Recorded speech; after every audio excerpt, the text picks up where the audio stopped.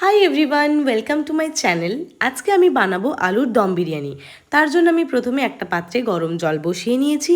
সেটার মধ্যে নিয়ে নিয়েছি দারুচিনি, এলাচ, লবঙ্গ, জায়ত্রী, জয়ফল এবং সাজিরা। এগুলো থেকে এসেন্সটা ছেড়ে দেওয়ার পর এগুলো আমি একটা ছাঁকনিতে করে ছেঁকে নিলাম।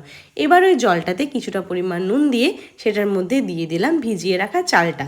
এই চালটা আমি ভালো করে ধুয়ে নিয়ে প্রায় 20 থেকে 25 মিনিট ভিজিয়ে রেখেছিলাম। এবার এর মধ্যে অ্যাড করেছিলাম কিছুটা সাদা তেল।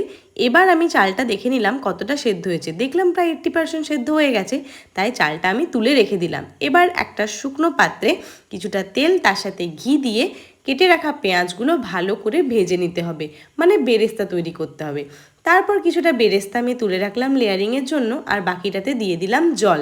এবার এই জল আর বেরেস্তা দিয়ে এটা তৈরি হলো পেঁয়াজ রস। এই পেঁয়াজ রসের মধ্যে দিলাম আদা রসুন বাটা এবং কাঁচা লঙ্কা বাটা। তার মধ্যে দিয়ে দিলাম একই মাপের কেটে রাখা কতকগুলো আলু। এবার এই আলুগুলোতে যাতে ভালো করে কালার আসে সেটার জন্য দিয়ে দিলাম হলুদ, আর দিলাম স্বাদ মতো লঙ্কার গুঁড়ো। এবার এই মশলাটা একটু কনসেন্ট্রেটেড হয়ে এলে তার মধ্যে দিয়ে দেব স্বাদ মতো নুন। সেটা দেওয়ার পর একটু নেড়ে চেড়ে আমি আলুগুলোর গায়ে একটা কাঁটা চামচে করে ছিদ্র করে দিয়েছিলাম, যাতে করে এই মশলার এসেন্সটা আলুগুলোর মধ্যে খুব ভালোভাবে ঢুকে যায়। যখন দেখলাম আলুগুলো প্রায় 80% সেদ্ধ হয়ে গেছে, তখন সেগুলো একটা আলাদা পাত্রে তুলে রাখলাম। এবার ওই মশলাটার মধ্যে দিয়ে দিলাম ফেটিয়ে রাখা টক দই।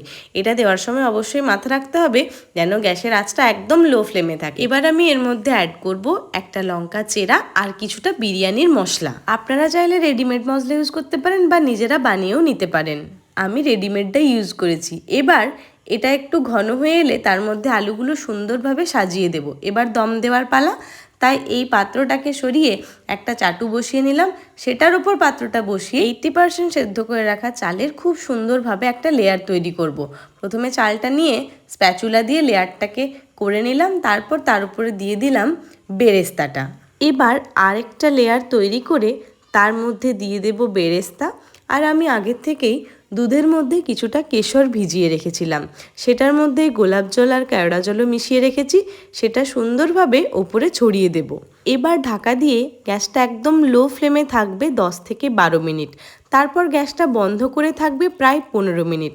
ব্যাস, তাহলেই রেডি আমাদের আলুর দম বিরিয়ানি। আপনারা দেখে জানান তো কেমন লাগছে। আর আমি রিকোয়েস্ট করব একদিন অবশ্যই ট্রাই করুন, আশা করি ভালো লাগবে।